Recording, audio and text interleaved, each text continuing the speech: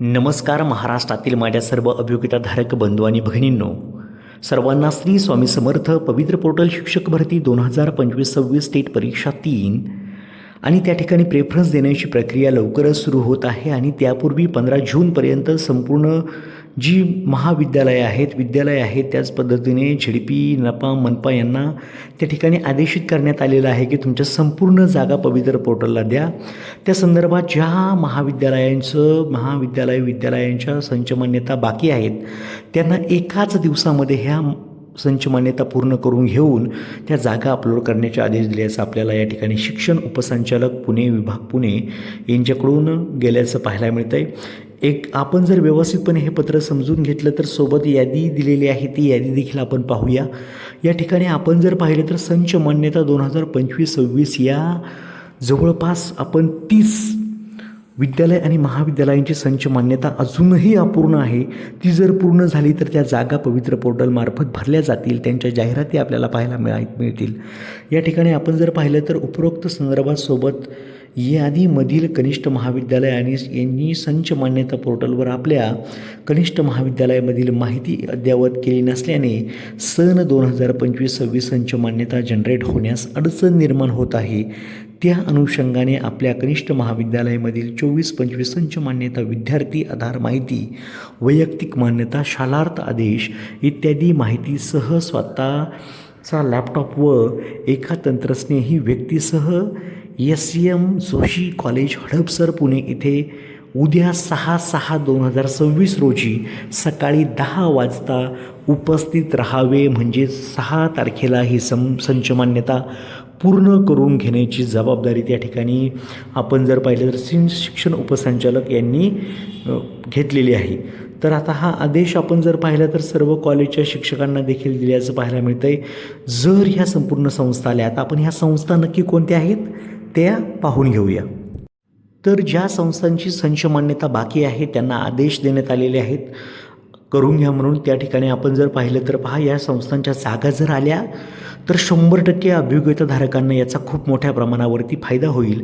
त्यामुळे श्री शिवाजी विद्यालय धामणी, श्री संगमेश्वर विद्यालय पारगाव तुमच्या जवळच्या शाळा जर असतील तर नक्की लवकरात लवकर भेट द्या आणि त्यांना विनंती करा की या आपल्या शाळेची संच मान्यता करा, जेणेकरून पदं येतील आणि या पदांचा फायदा तुम्हाला होईल.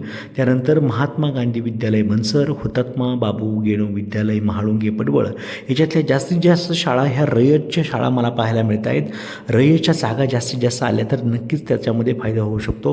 हुतात्मा बाबू गेणू विद्यालय महाळुंगे पडवळ, नरसिंह विद्यालय रांजणी, श्री पंढरीनाथ विद्यालय पोखरी, शारदाबाई पवार विद्यालय आणि ज्युनियर कॉलेज शिवनगर, विद्या प्रतिष्ठान कला विज्ञान वाणिज्य महाविद्यालय, girls high school Daund taluka, art and commerce college Daund, new English school and junior college commerce Nandgaon, Nageshwar विद्यालय Patas, ST Patrick's high school and junior college, Alegaonkar high school Khadki, Tikaram Jagannath art commerce science, Shri Palasnath विद्यालय पळसदेव, श्री केतकेश्वर विद्यालय, गुरुवर्य RP सबनीस विद्यालय नारंगाव. ही संस्था खूप महत्त्वाची आहे. या संस्थेची संच मान्यता होणे खूप गरजेचं आहे. डायरेक्ट विदाऊटला जागा येतात. जागा जर आल्या तर नक्कीच तुम्हाला याचा फायदा होईल आणि विथला जरी आल्या तरी ही क्वालिटीलाच घेतात. ही संस्था खूप महत्त्वाची आहे.